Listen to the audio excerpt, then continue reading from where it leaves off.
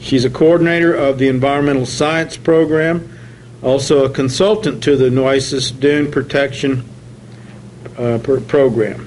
And expertise is coastal geology and coastal management. Jennifer? Thanks, John.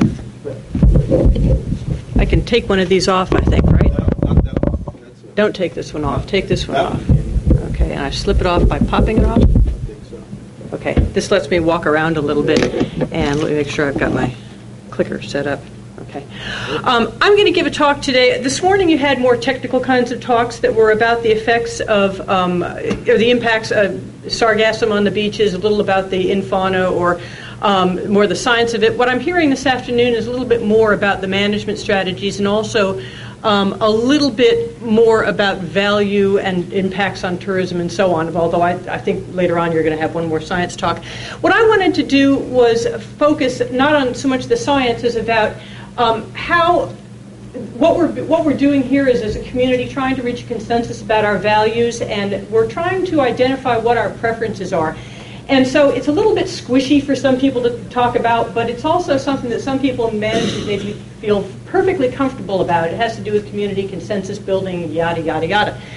What I'm going to begin with is a little bit of discussion about some of the fundamental principles in the environmental field, in conservation field, and then I want to go into discussion of the differences between values and preferences, because what we really, I think, are needing to do here is probably identify what some of our core values are, and maybe rank. Sometimes values are competing, or at least when you try to carry out and implement a management strategy with different values, sometimes you find that things compete.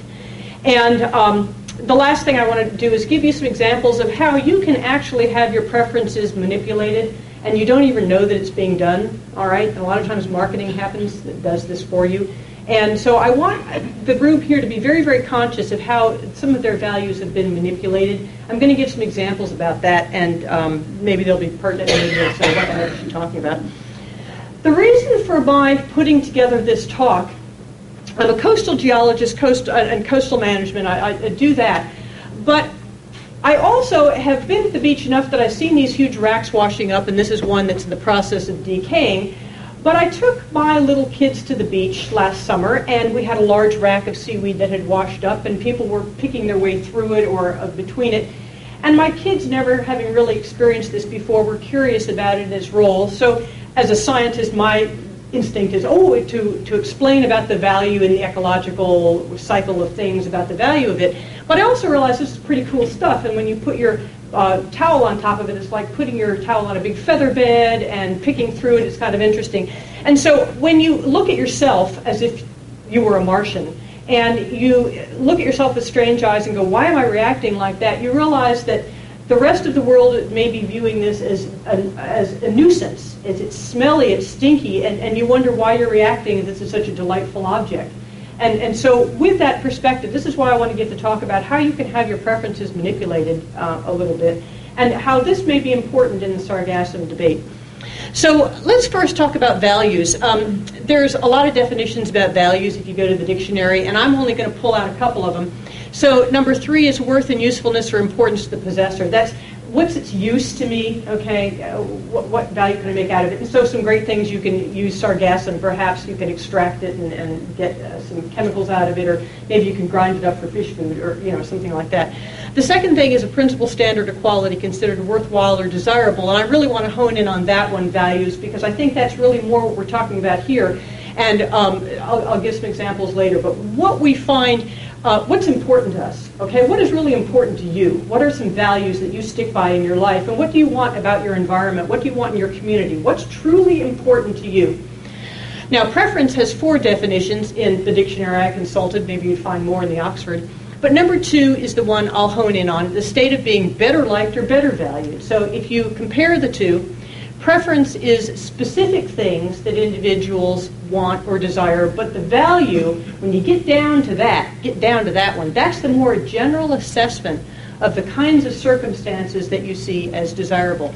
So you can, if you have conflicts among preferences, okay, I want to live near a big Walmart, but I really don't want it around the corner from me, say the Timberlake people, okay?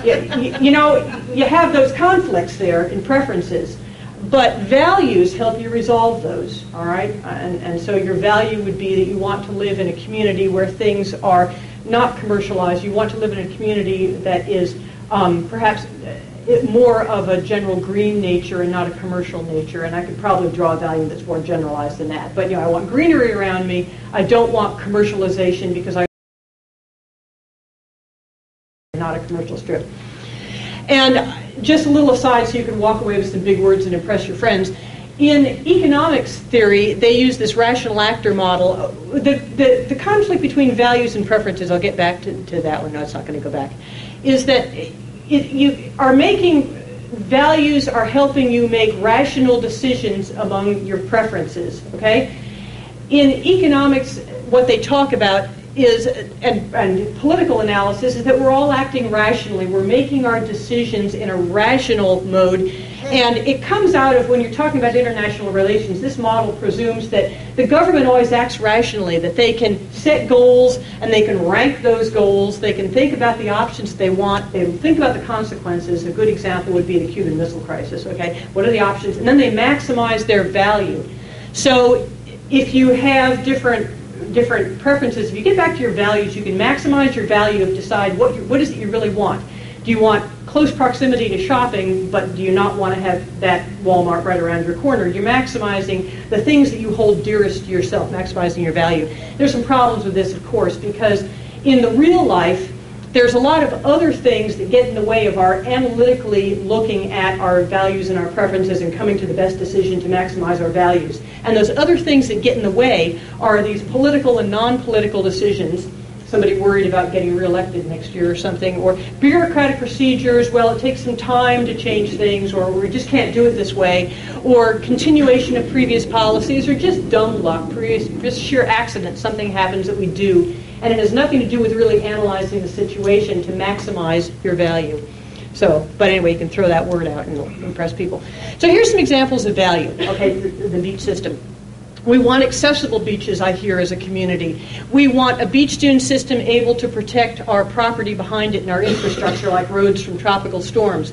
We want a beach experience that facilitates us learning and our children learning about natural coastal processes and sea life there. We want a family-friendly beach. We want a safe beach experience. I don't know what a safe beach experience is, okay? Does that mean that I'm not going to get trod down by a horse? Other people like horse riding. Does that mean that I'm not going to get bit by a pit bull? Other people love to take, a family-friendly means they can take their dog to the beach and let them run unleashed. Does that mean that I'm not going to get run over by a car? Other people want accessible beaches. So, but those are examples of values, okay? A safe beach, whatever the heck that means. And then you can have preferences for what you would like. So here's preferences. I would like a drivable beach. Why? Because it seems accessible. Particularly, as Mike McCutcheon talked about, we have very deep, very, very wide dune complexes. So in his view, an accessible beach is one you drive because walking along boardwalk is not as accessible as jumping out of your car. We want a pet-only beach, say others. Okay, that is their preference. Maybe their value would be a family-friendly beach and they're scared about getting run over. I don't know. They want a clean, groomed beach, say some people. Okay, they're scared of stepping on something. You know, maybe they'd be better off in a swimming pool, but they want a clean, groomed beach, and so a rake beach is of their ideal. Some want a natural-appearing beach because they like the earthiness, and Nick Meyer's talk about fishing the weed was really classic about, you know, a natural kind of beach. Abundant amenities, say others. I want lots of showers, and I want restrooms, and I want lots of trash bins and stuff. A lot of amenities. I want vendors out there selling me Blue Bunny pops or whatever it is, okay? And so there's lots of preferences that we have, and so values are going to help you sort those out. So the Sargassum debate, we've heard a lot. There's a lot of things about the debate to be debated. It prevents beach erosion if you have it there, but maybe not too much. It's food source for foraging shorebirds, particularly when it is really fresh, but also it helps maintain some fauna there. It costs a lot to get rid of it. The budget that they're spending out there to remove it is a lot. It does provide a natural beach experience, and we just heard Mark talk about how people like to pick through it if they are trying to find shells and find things on the beach. Thick accumulations, if it's too thick, I had heard that it deters sea turtles from coming up, okay, or maybe from little ones from getting back down to the sea. But then also, if you scrape it up, you can strengthen the dune system because it's like fertilizer to make those artificial dune ridges. But if you build those dune ridges out too far, it makes the beach less drivable. Waste may be intermixed with sargassum. Is this a pointer? Yes. And this is a picture from years ago of a seashore, Big Shell. There's still trash there. They don't do cleanups there at Big Shell, but that waste may be handpicked. So I guess the idea of waste in there may be separate. And also, some people would view it as aesthetically unpleasing, and that's kind of a preference thing as too. Now, in conservation and environmental studies, there were a number of people who were fundamental thinkers, and among them was a fellow named Aldo Leopold. He was a forester trained at Yale School of Forestry in the early part of this century. And he is one who moved his family after the U.S. Forest Service. He ended up purchasing a chicken farm that had been abandoned in the sand counties of Wisconsin around Baraboo. And there was nothing left but a shack that had piles of manure around it. And so they cleaned it out, and he moved his family of 5 in there, and they lived there for many years. And they ended up rehabilitating this farm that had gone to waste, and they cleaned out the burrs and planted it. And he noticed the cycles of life and the cycles of nature. And in restoring the land, he discovered that in order to make it most productive, he needed to enhance the natural kinds of processes that were going on. And that would improve the wildlife there, but also improve the productivity for his own family in making a farm. And he wrote down many of his memoirs, and he actually died fighting a brush fire in 1948, but his book was published in 1949 by his son, Luna Leopold, who went on, he became a hydrogeologist for the U.S. Geological Survey, really well known, published his memoirs and called it a Sand County Almanac. And the Sand County Almanac, in the top 10 books of environmental theory and philosophy, this is number 1. And that ranks ahead of Rachel Carson's Silent Spring, which is number 2, and ahead of Walden Pond by Thoreau, which is number 5. So it's been a big book in environmentalists' eyes. And he promoted this concept called the land ethic. Now, the land ethic, in his mind, at the time he was with the Forest Service, they were wrestling through this concept of, are we going to just grow forests so that we can cut the logs and do logging on the national forest? Is that why we're protecting forests? And the other one was, are we going to protect the forest so that people can have native stands of wood so that they can go and enjoy them? And that's something the Forest Service continues to wrestle with, and the Park Service is wrestling with it too for the National Seashore or other national parks, is why do we have these parks? Are they for the inherent right of this landscape to exist, or so we can enjoy them? You could take it down to a species level. Why are we protecting sea turtles anyway? Is it so we can enjoy them, or do they have an inherent right to exist as a sea turtle species themselves, above and beyond whether we think they're enjoyable or cute or sweet or good? But anyway, so 2 ideas here. And he promoted this because at the time people were really more must accept responsibility to restore, nurture the well-being. And he didn't like the idea that we would harm natural systems like natural seashores out of a sense of ownership of the land, or a sense that we should be able to modify it for people's use only, that we should keep it somehow natural. And a little bit more, he wanted to judge everything that we do against, is it going to be harmful to our landscape, harmful to our community? And he wanted to include the biotic community, not just people in a community. The community of Corpus Christi or Port Aransas is not just the people, but it is also the creatures that inhabit that area and the land as well. Kind of a little alternative idea. Maybe a little hippie for some people now. But he was talking in the 40s. And so a few little quotes here. He thought that one of the problems was the outstanding scientific discovery of the 20th century is not TV or radio, but complexity of the land organism. Only those who know most about it can appreciate it. He really advocated educating people about the environment. And the last word in ignorance is the man who says what good is an animal or plant. If the land mechanism as a whole is good, then every part is good, whether we understand it or not. And he wanted people to examine every question in terms of what's ethically and aesthetically right, not just what's economically expedient or earns the most tourism dollars. It's right when it tends to preserve the integrity, stability, and beauty of the biotic community. It's wrong when it tends to do otherwise. And a little contrast here of what some scrape beaches are that might provide something that some visitors would like versus a little bit more natural look. And a little more, and I'm going to try not to harp too much on his land ethic, but I want you to kind of get the concept down. A little healthy contempt for a lot of material blessings and reappraising and things that are unnatural, tame, and confined in terms of what is natural, wild, and free. And there are many people who argue that the seashore is what's been set aside to be untamed, natural, and wild, and free. We don't need anything else that's unnatural, tame, wild, and free. Now, what I wanted to do is give you a contrast of how you yourself have been manipulated.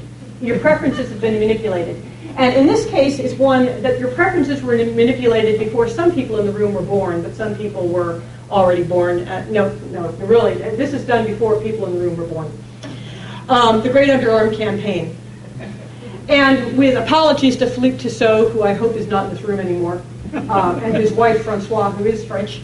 The joke is, why do French women have underarm hair? And the question is, the answer is because French men apparently like it, which is not really the answer. The answer is you were manipulated into it, okay? There was the development, before in the 1800s they had razor blades, which were, they were strop razors, you sharpened them, and you had to go to a barber shop to do it. You couldn't shave yourself because you'd cut your throat, basically. And King Camp Gillette invented a safety razor where you put in individual razors. In the early part of the century, the blades were disposable. They didn't stay sharp all the time, but you weren't going to kill yourself. So you could shave yourself daily by yourself instead of going to a barber shop. And this also kind of, in World War I, 1918, blades like this with every troop that went over to Europe. So obviously they came back thinking this is a wonderful product, and it's a great way to market your product, kind of like the way cigarettes were given to folks in Vietnam. Anyway, the underarm campaign. If you look at fashions of women in the late 1800s and even into the early part of the century, 1911, 1914, 1913, women had sleeves on their arms. They didn't use the word underarm. That wasn't ladylike, and you're sniggling as I'm talking about this too, because today it's still kind of a little bit, you know. And in 1915, the sleeveless dress became popular. It was first marketed in May 1915 in Harper's Bazaar, which was a high-end fashion magazine. And the phrase was, a summer dress and modern dancing combined to make necessary the removal of objectionable hair. Here's a fashion from about that time. Later ads said, the woman of fashion says the underarm must be as smooth as the face. Now this is a marketing ploy to make, so women would get to think that if they had smooth, hairless underarms, that was high-end fashion. And it coincided, of course, with dresses that would reveal that underarm. That drifted down to McCall's, which is sort of medium row, and then finally to, you know, Sears Roebuck, and that is like low end. And they first shows women's razors and lepidories in 1922. But here's some fashions, 1923, okay, 1927, and hemlines were sort of rising about that time too. And actually, this, because we had a safety razor and hemlines were rising, it somewhat coincided with shaving the legs. Although that didn't really kick off for women until World War II, when they had a shortage of nylons, and Betty Grable was showing her legs too, and it became somewhat patriotic to shave your legs, you know, but also because there were nylons, so it looked a little bit better.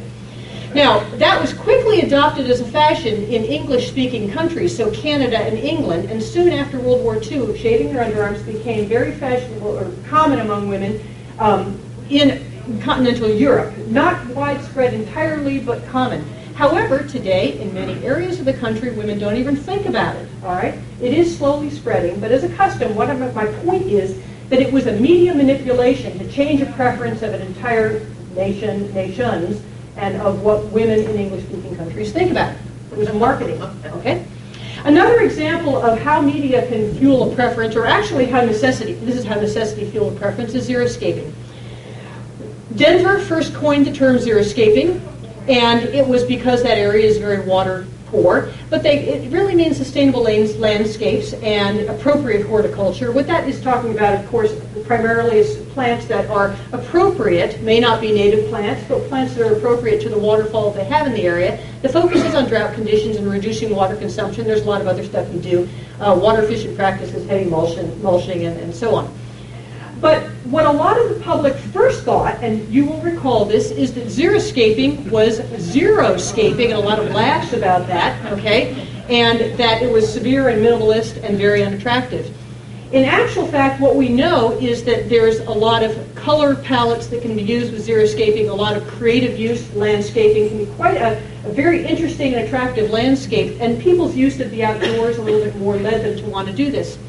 Xeriscaping is also used in some areas of the country, and yes, it does mean a lot of rocks, okay, and cacti and things that poke and prick.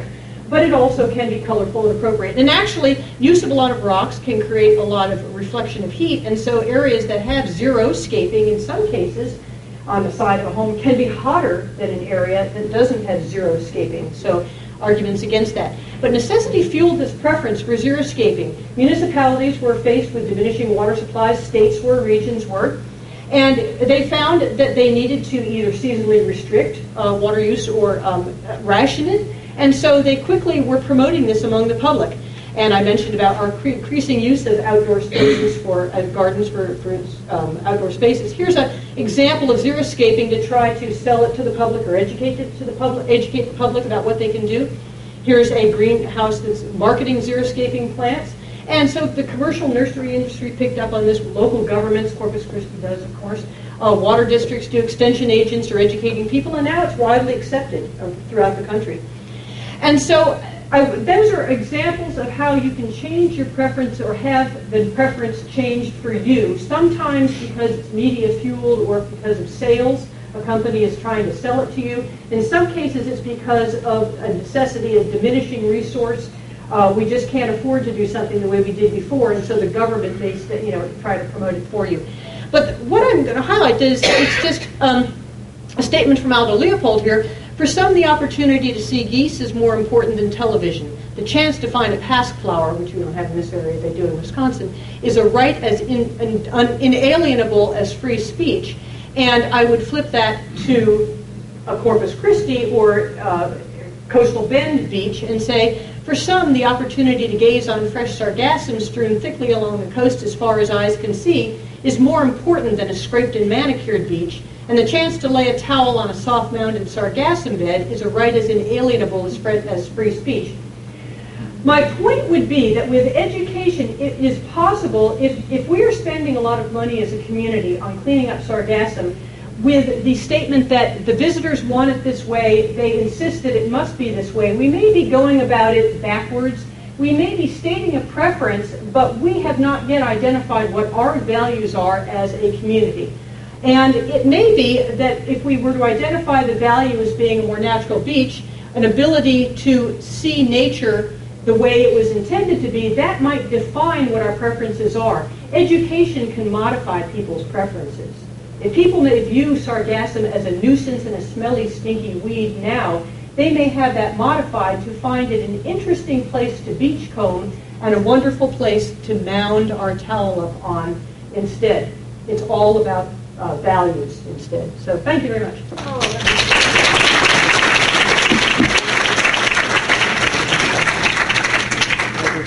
Jennifer, let's take one question because we can talk to Jennifer later if you have one. There Yes, goes Johnny gets it. Hey! This is kind of a general question for the audience as much as it is for Jennifer. Would you compare cleaning the beach to someone who wanted to, let's say, clean the pine needles in a park, or to mow the grass in a meadow? That's a value. And I think we, who have grown up with the sargassum, value it as much as anybody on the coast. We don't want to mow our meadows. We don't want to clean up our pine needles. We want them where they're supposed to be. Or shave our beards.